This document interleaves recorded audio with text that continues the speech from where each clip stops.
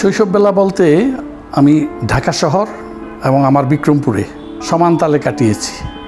আমার প্রথম স্কুল ছিল ঢাকার লক্ষ্মীবাজারের প্রাইমারি স্কুল, সরকারি স্কুল ছিল। কাজবাড়ি স্কুলে বৃত্তি পরীক্ষা দিয়ে ক্লাস 8-এ ঢাকা চলে আসলাম বিজ্ঞান পড়ার জন্য, কারণ তখন গ্রামের স্কুলে কোনো বিজ্ঞান পড়ার সুযোগ ছিল না। আমি এসে ঢাকা আরমেন্ডেলা গভর্নমেন্ট পাইলট হাই স্কুলে ভর্তি হলাম ক্লাস 9-এ। 1969 সালের যখন 11 দফা আন্দোলন শুরু হয়, ওই আন্দোলনে আমি একজন পুরোধা।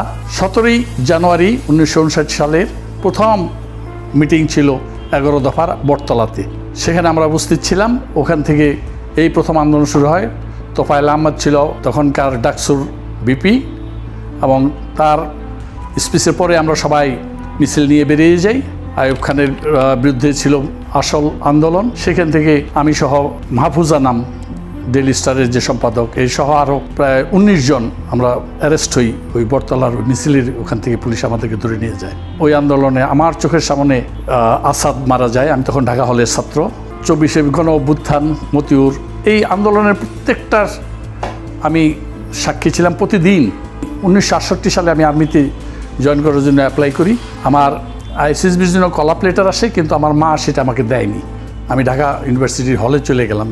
আমি বিমান বাহিনীতে সিলেক্ট হই 1970 সালের মার্চ মাসে, এবং টিকিট নিয়ে মার সাথে দেখা করতে যাই। তখন মা খুব আঘাত পেল, দুঃখ পেল, কিন্তু আমার ফাদার বলল যে নাও, যে কদিন বাঁচবো আমরা মানুষের মতো বাঁচবো।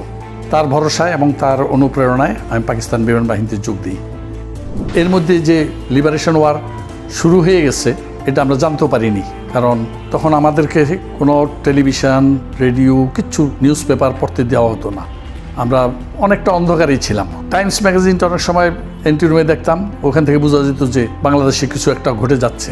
আর আমাদের সাথে কারো কোনো কমিউনিকেশন ছিল, পরিবারের সাথে, সদস্যদের সাথে, বন্ধুবান্ধব, কারোর সাথে কোনো যোগাযোগ ছিল না। পুরা পূর্ব পাকিস্তান তখনকার পশ্চিম পাকিস্তান থেকে মানে ডিসকানেক্ট হয়ে গেছিল সব দিক থেকে।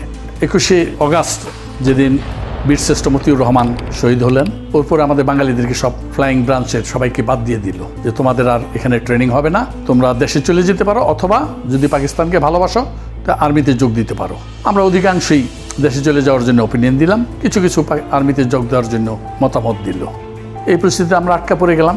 এরপর তো আমরা যখন জানতে পারলাম, আমরা ওই একটা ট্রানজিস্টার ছিল একজনের গোপন, সেটা নিয়ে এই রুমের এক কোনায় গিয়ে আমরা সবাই মিলে বিবিসি এবং অন্যান্য ম্যাটারগুলা, আকাশবাণী এবং স্বাধীন বাংলা বেতার শুনতাম। সেখান থেকে আমরা পরিস্থিতি আমাদের মোরাল খুব হাই হয়ে গেল। আমরা খুব উচ্ছল থাকতাম। আমরা মানে জানি যে আমাদের দেশ স্বাধীন হয়ে যাবে। যেদিন পাকিস্তান ইন্ডিয়ার যুদ্ধ লাগলো, দ্যাট ওয়াজ 3rd ডিসেম্বর। আমরা গেমস থেকে এসে মাত্র বাইরে বসে আছি, চা খাবো, অমন সময় দেখি যে এক ঝাঁক মিরাজ ইন্ডিয়ার দিকে যাচ্ছে আমাদের উপর দিয়েই। তখনই বুঝলাম আজকে যুদ্ধ লেগে গেছে। এবং পরের রাত্রে ঠিকই টিভিতে ইয়াহিয়া খানের বক্তৃতা হলো, দেখলাম যে যুদ্ধ তারা এবং পাকিস্তানি যুদ্ধে লাগানোর পিছনে ছিল। আমরা আরও খুশি, যুদ্ধ যেখানে লেগে গেছে, এখন আর পাকিস্তানের নিস্তার নাই। পাকিস্তান কেন সারেন্ডার করলো এই ঘটনাটা অনেকেই জানে না। আমরা দেখতে পেলাম এই যুদ্ধের মধ্যে ইন্ডিয়ান সোলজাররা পাকিস্তানের করাচির কাছাকাছি চলে আসছে, হায়দ্রাবাদ শহর 303 রেঞ্জের মধ্যে চলে আসছে। ওরা পশ্চিমী ফ্রন্টে, সব ফ্রন্টে ওরা অ্যাডভান্স করতেছিল। ইয়াহিয়া খান দেখলো যে আমার পূর্ব ফ্রন্ট তো গেছে, পশ্চিম ফ্রন্টও যাবে, তখনই সে নিয়াজিকে সারেন্ডার করার জন্য অর্ডার দিল। এই কথাটা বাংলার অনেক লোকই জানে না।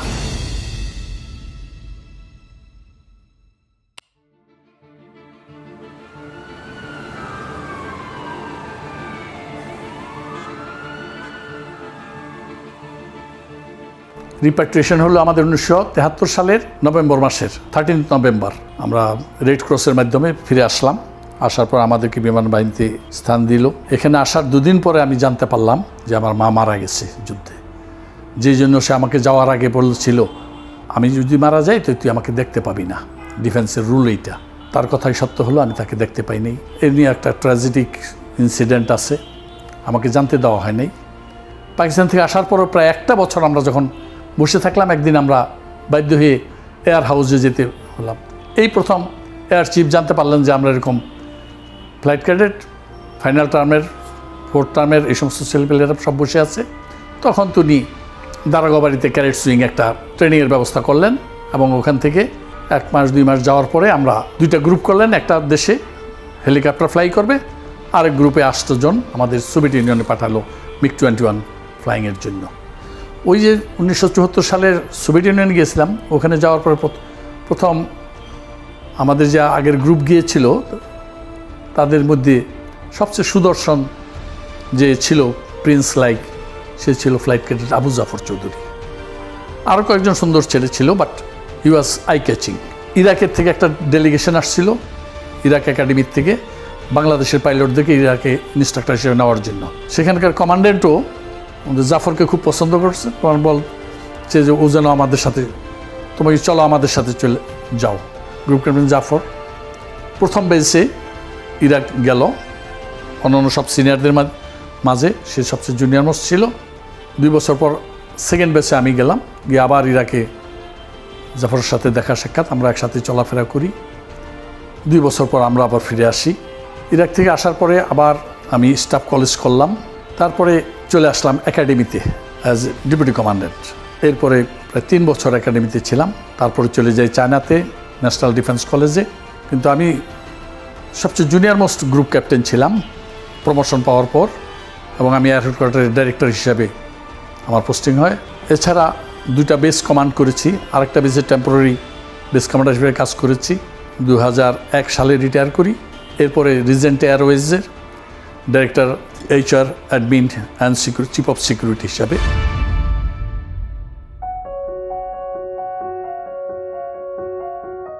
একদিন গ্রুপ জাফরের সাথে দেখা, কথাবার্তা হচ্ছিল, তো বললো যে আপনি কোথাও আছে? আমি বললাম যে এখনও কোথাও না, এক জায়গায় একটা এয়ারলাইন্সে অফার আছে, বলে আপনি আমার সাথে জয়েন করেন। সাথে সাথে আমি রাজি হয়ে গেলাম, বিকজ জাফরকে তো আমি চিনি, আমরা একসাথে বহুদিন কাজ করছি, সেই 74 সাল থেকে 2018 সাল একসাথে উই নো ইচ আদার। 18 সালে আসার পরে আমি এসে দেখি গ্রুপ ক্যাপ্টেন জাফর একটা বিরাট আম্পায়ার তৈরি করে ফেলেছে। আমি বললাম হাউ ইজ ইট পসিবল? তার কি আলাউদ্দিনের চেরাগ আছে? কি জাদু আছে? কিভাবে করতে পারলো? সিম্পল, এত কষ্ট। তারপর আস্তে আস্তে জানতে পারলাম কিভাবে কি সে শুরু করলো। তার যে সাহস, মেধা মননের চেয়ে সাহস ছিল এত বেশি। বীর মুক্তিযোদ্ধা, সৎ সাহস, সততা এবং নিষ্ঠা এবং হার্ডওয়ার্ক, এই কয়েকটা গুণে সে এই ব্যাংকটাকে মাত্র, যেটার ক্যাপিটাল ছিল 30 লক্ষ টাকা 73 সাল থেকে 2002 পর্যন্ত, তারপর সে টেক ওভার করার পরে 5-7 বছরের মধ্যে সে এটাকে কয়েক হাজার কোটি টাকায় নিয়ে যায়, যেটা মানুষের কাছে বিশ্বাসযোগ্য নয়, যে একটা humanly not possible. There is a English প্রভাব, there is no greater glory than to serve the humanity. মানব সেবার উপরে আর সম্মানজনক কোনো সেবা নাই। সেই মানব সেবা ডিএমসিবি করে যাচ্ছে। ডিএমসিবির প্রত্যেকটা সদস্য সবাই সৎ, পরিশ্রমী এবং নিষ্ঠাবান। তেমনি আমাদের সমস্ত গ্রাহকরা, আমাদের সমস্ত সদস্যরা সৎ, নিষ্ঠাবান এবং সরল, ধর্মভীরু। তাই আমাদের ঋণ 98% পর্যন্ত আদায় হচ্ছে। কারণ এই গরিব মানুষগুলো ঋণের বোঝা নিয়ে মরতে চায় না। এই গরিব প্রান্তিক মানুষগুলি আত্মমর্যাদাশীল, যেই মর্যাদা আমাদের উপরের শ্রেণীর লোকদের ভিতরে খুবই বিরল। কেউ মাত্র 10,000 টাকার লোন নিয়ে 20,000, 50,000, লাখ করে এখন কোটি টাকার ঋণ নিচ্ছে। সমাজে সে প্রতিষ্ঠিত হচ্ছে, তার অনেক সয় সম্পত্তি হচ্ছে, কারণ সততার সাথে ব্যবসা করতেছে।